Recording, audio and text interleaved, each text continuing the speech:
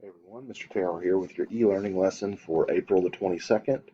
Uh, Today we're going to be moving on to the next part of our Journey 2050 curriculum, and that is a discussion on the economy.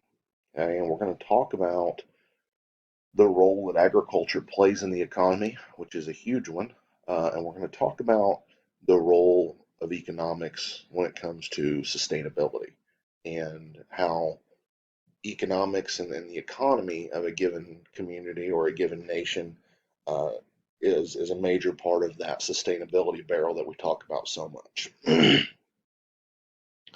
So without further ado, let's go ahead and get started. So we've talked about the ripple effect several times in this class. How does agriculture create ripples in the world? Well, there's many ways in which it does. Agriculture provides food in a community, it provides employment, it contributes to the the total economy of a given city or a given community. It puts food in the grocery stores, which creates employment for the people that work in the grocery stores. Uh, and that ripple effect can be felt very, very far. Agriculture makes more of a ripple in the world than we probably realize, and involves all of us in some way. So, how does agriculture create ripples in the world? By providing food, by providing jobs, by contributing to our natural resources. Um, all kinds of things can be felt through the ripples created by agriculture.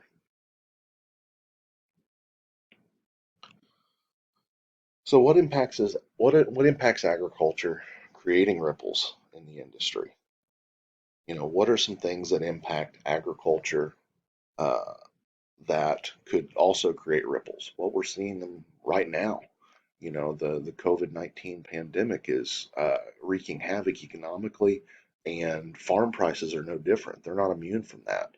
The prices of things like milk and livestock, you know, pigs, beef, you all the way down to corn and soybeans. Those commodity prices have taken a hit as a result of economic uncertainty due to the global pandemic. So, you know, everything that happens impacts agriculture in some way.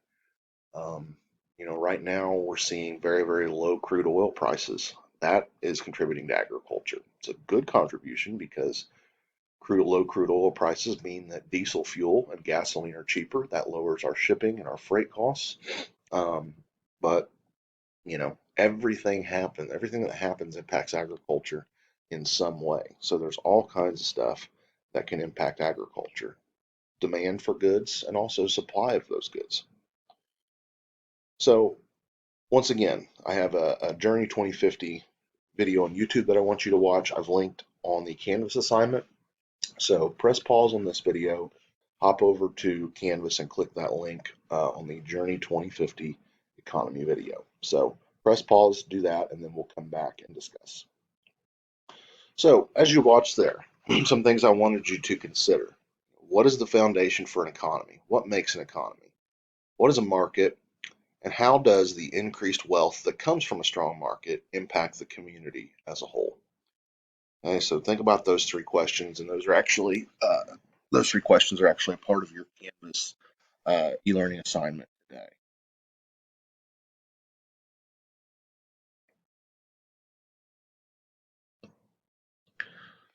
So, what is the foundation for an economy? What is the foundation for an economy? At its core, it's earning money, creating jobs. When an economy is healthy, money is being earned, wealth is being generated, and jobs are being created. So, what is a market, and what are the benefits of a farmer having a good crop? So a market is where goods and services are bought and sold. Now, markets can take on a lot of different appearances. There's the good old fashioned, farmers market where farmers are selling their goods directly from the field.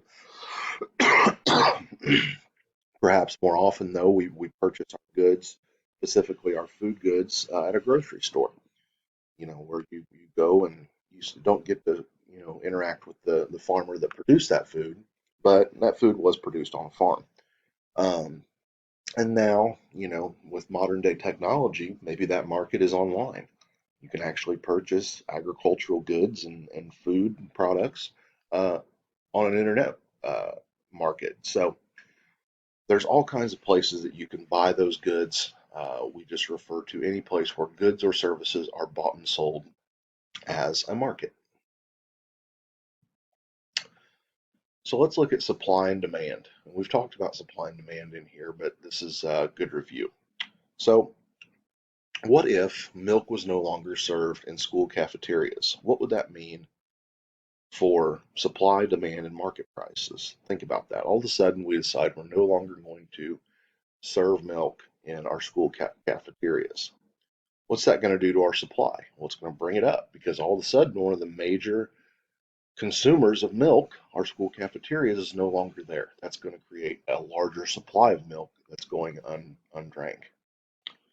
What's that going to do for the demand? It's going to lower the demand.